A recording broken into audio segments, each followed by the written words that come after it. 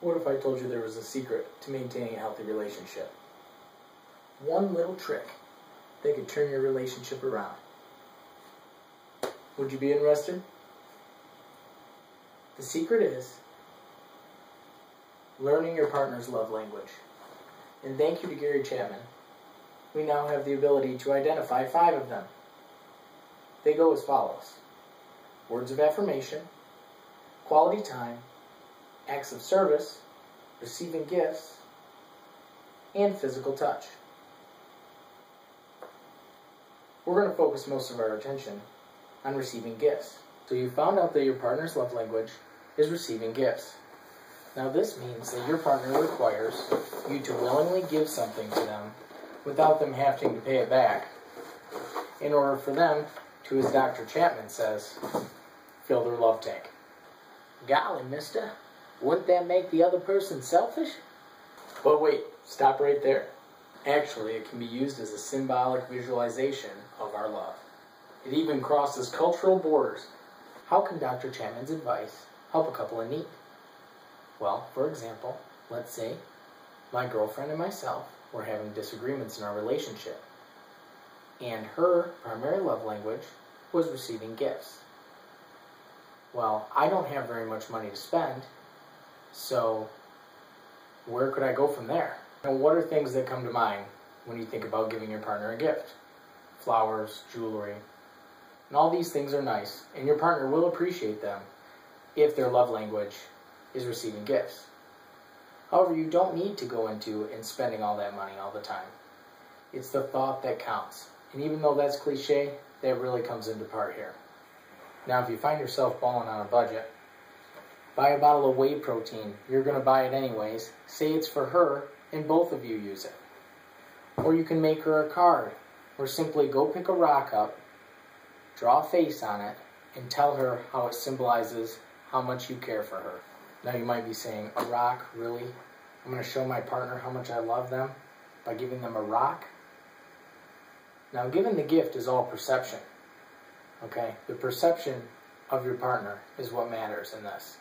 Now, if your love language isn't receiving gifts, you won't understand it as well as someone's that is. Now, maybe after 4 years or so, your partner's rock collection is probably getting rather large. It's time to step it up. Here's something I did for my girlfriend. Where were we in this? Do you love these? Where were we? At the park. At River Park. Do you love it? Yeah. Do you love it? Yeah. I can't hear you. Do you love it? Yes. Someone's been on Pinterest lately because I think I've seen this.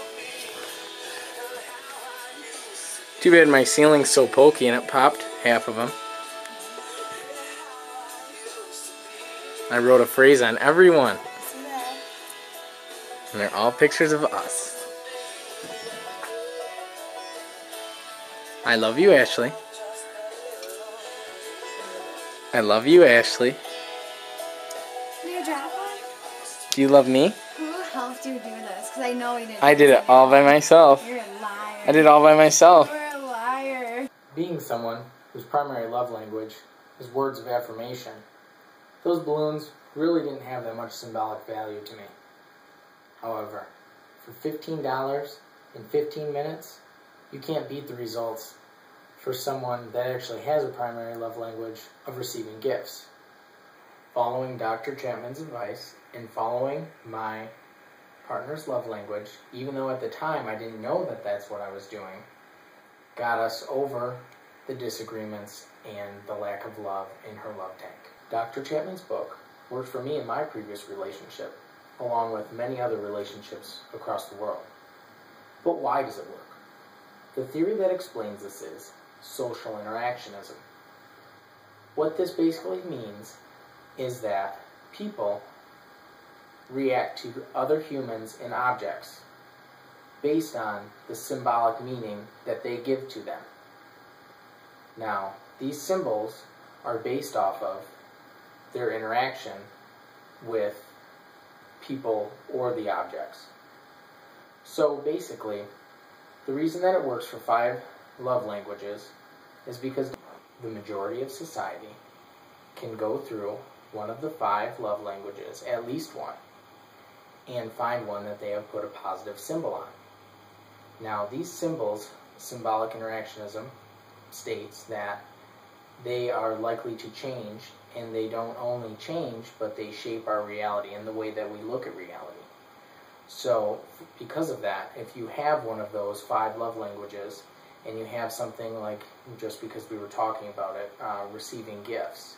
Now, if that is your love language, you have a positive symbol attached to receiving gifts. Maybe it was something when you were younger, or, really excited about Christmas things.